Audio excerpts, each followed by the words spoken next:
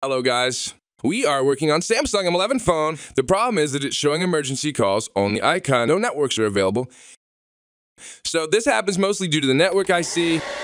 We need to replace this network IC. Oh, we got ourselves a replacement IC from our spare parts collection. So let's fix this IC and see if the networks are available or not. Okay guys, so let's see if this has worked or not. First, let's check with the eSIM, which we used earlier. Fingers crossed.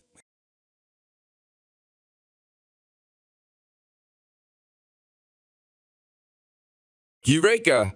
The SIM has been detected. We got a signal 2G network. Now let's switch to 4G network and see if that's working fine. Okay, now switch it for 2G to LTE and see what happens. Great, we got 4G as well.